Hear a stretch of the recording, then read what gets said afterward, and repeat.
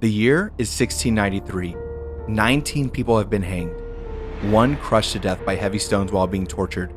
5 died awaiting trial in disease-ridden jails. Their crime? Witchcraft. They said it was a devil, but what if the real culprit was moldy bread?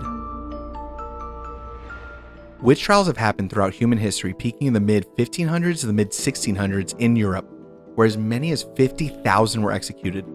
The most famous American case of witch frenzy is the Salem witch trials. These so-called witches were accused of pinching neighbors, sending them into trances, and tormenting them.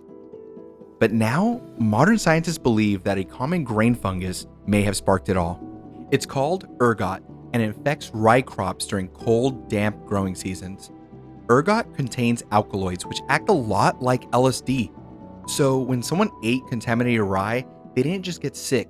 They would convulse, their skin felt like it was crawling with insects, they vomited, trembled, screamed. Some saw terrifying hallucinations, demons, witches, visions of hell.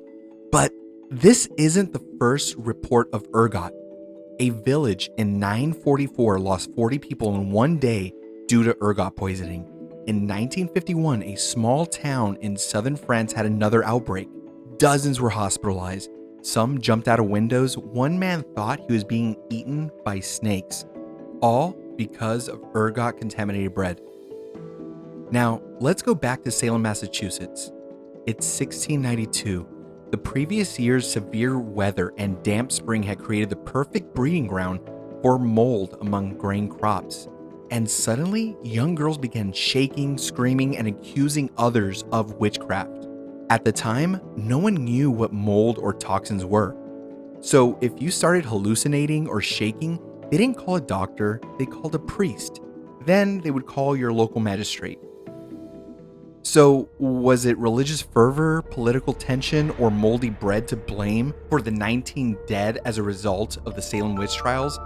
We may never be able to definitively say, but this modern theory points to a less sinister and more scientific culprit. Sometimes evil doesn't wear horns, it grows on grain. Follow Lauren Disorder for more.